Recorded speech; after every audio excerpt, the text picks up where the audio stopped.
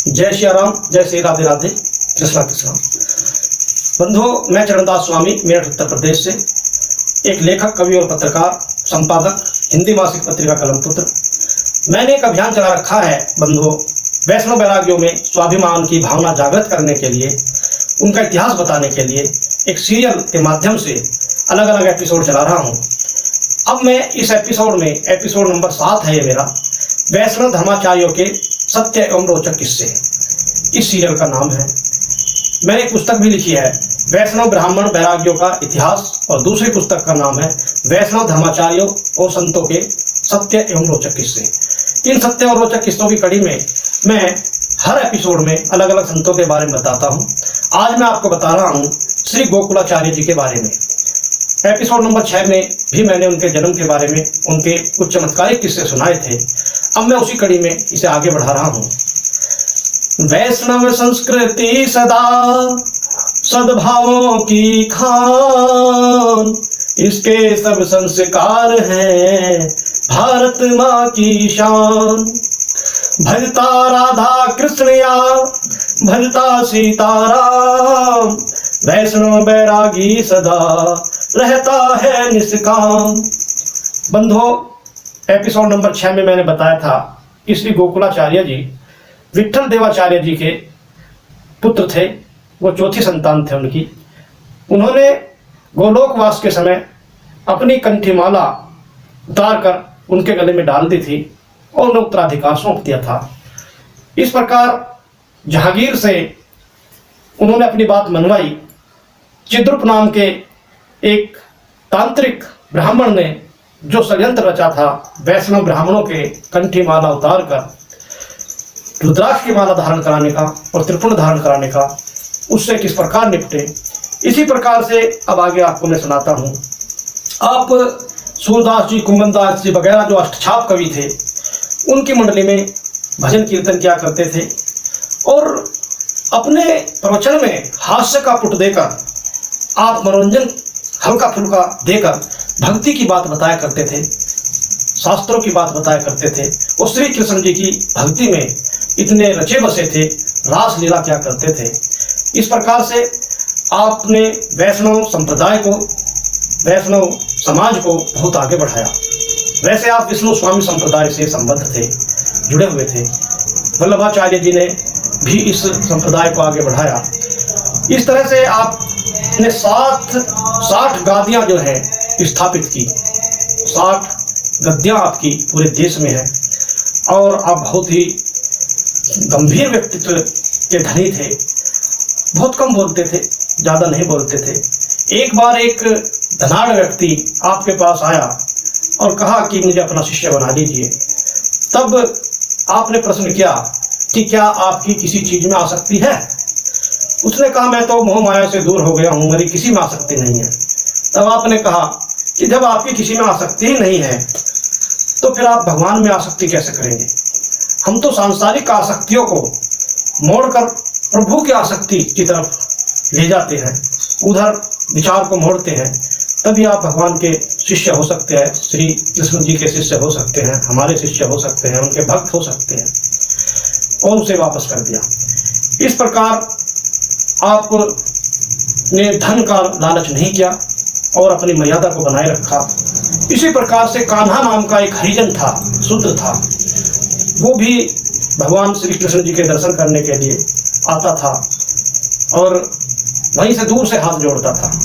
उसका बार बार आना गोकुल जी नाथ जी को अच्छा नहीं लगता था। गोकुलाचार्य जी को परेशान होकर उन्होंने मंदिर के सामने एक दीवार खड़ी करा दी ताकि ये यहाँ पर ना आए।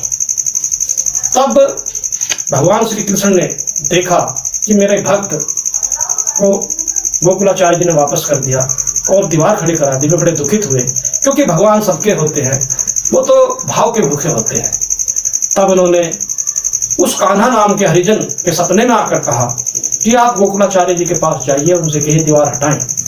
भगवान श्री कृष्ण स्वयं अपने अनुयायियों का, अपने भक्तों का कौतूहल देखना चाहते हैं, कौतुक देखना चाहते हैं, किस प्रकार से भक्त मेरे दर्शन के लिए ललायित रहते हैं, क्या क्या लीलाएं करते हैं, किस तरह के कितने भक्त मेरे हैं।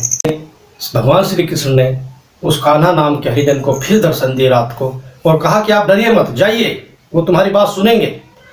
तब उस कान्हा ने सोचा कि अब तो करना ही पड़ेगा, जाना ही पड़ेगा, और वो गोकुलाचार्य जी की डोली पर गए। वहाँ पर उनके दरबान से कहा कि मैं गोकुलाचार्य जी से मिलना चाहता हूँ। वो बिगड़ गया, बोला तुम शूद्र होकर, हरिजन होकर गोकुलाचार्य जी से मिलोगे, जाओ भागो यहाँ से। जब वो जोर से बोला तो गोकुलाचार्य जी अंदर थे, उन्होंने सुना, उन्होंने पूछा क्या बात है। तब उस दरबार ने बताया आपसे मिलना चाहता है और कुछ जरूरी बात करना चाहता है। तब गोकुलाचार्य जी ने कहा आइए अंदर आइए, कहिए क्या कहना चाहते हो। वो बोला पहले बाकी लोगों को हटाइए यहाँ से, तब मैं आपसे कुछ कहूँगा। उन्होंने बाकी लोगों को हटाया।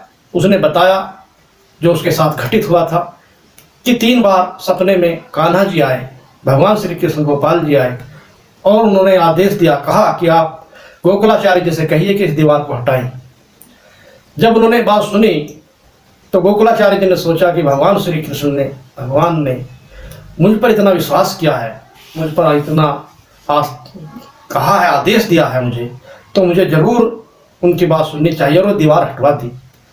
इससे वे शूद्र लोग बहुत प्रसन्न हुए, भगवान श्री कृष्ण भी बहुत प्रसन्न हुए, और इस प्रकार से गोकुलाचार्य जी ने एक बड़प्पन दिखाया, शूद्रों को भी स्थान दिया। इसी तरह से एक बार ब्रज का एक ब्राह्मण अपनी कन्या की शादी करके उसे ले जा रहे थे, उसकी ससुराल में जा रही थी वो, तो एक यवन सरदार ने उसका अपहरण कर लिया और उसे उठाकर ले गया। ब्राह्मण बहुत दुखित हुआ, उसने इधर उधर बताया। जब कोई उसे उपाय ना मिला तब कुछ लोगों ने कहा कि आप गोकुलाचार्य जी के पास जाइए, वो ही इसका निदान कर सकते हैं इस समस्या का। वो गोकुलाचार्य जी की शरण में गए, उनसे विनती की। तब गोकुलाचार्य जी ने उस यवन सरदार के एक लिपिक को, जो गोकुलाचार्य जी का भक्त था, उसे बुलाया और उस लिपिक से कहा कि अपने सरदार को समझाइए और कहिए, बताइए कि हमने कहा है। उस लिपिक ने कहा महाराज, उस यवन की कामुकता इस समय चरम पर है, वो किसी की नहीं सुनता, बहुत अत्याचारी हो गया है, मैं कुछ नहीं कह पाऊंगा। तब गोकुलाचार्य जी भगवान श्री कृष्ण के सामने गए, उनसे प्रार्थना की, हे भगवान ये क्या हो रहा है। एक ये ब्राह्मण, गरीब ब्राह्मण मेरी शरण में आया है, मैं इसकी समस्या का निदान नहीं कर पा रहा हूँ, कृपया कुछ निदान कराइए। आप जाइए और उस यवन सरदार को दंड दीजिए, उसे कहिए। तब भगवान श्री कृष्ण अगले दिन सपने में उस यवन सरदार के सपने में गए और उसे बड़ा लताड़ा, उसे धमकाया और कहा कि तेरा सर्वनाश हो जाएगा, इस लड़की को छोड़ दे। तब उस यवन सरदार ने उस ब्राह्मण कन्या को जो उस भी छोड़ा और उसके साथ जो कुछ धन जो लूटा था और अपने पास से भी धन मिलाकर उस ब्राह्मण को वापस किया। इस प्रकार से वैष्णव जन की, एक ब्राह्मण की बात की रक्षा हुई। गोकुलाचार्य जी इतने ही बड़े संत थे। आप की और भी बहुत सारी कहानियां हैं, वो सारी नहीं बताई जा सकती। आप मेरी पुस्तक वैष्णव धर्माचार्यों के सत्य और रोचक किस्से इसके लिए पढ़ सकते हैं।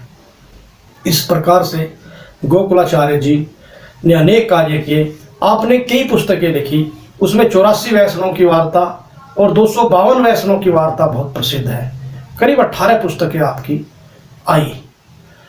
तो मैं इसी के साथ आज एपिसोड नंबर 7 को समाप्त करता हूँ। जय श्री राधे राधे। हिम्मत नहीं पड़ी।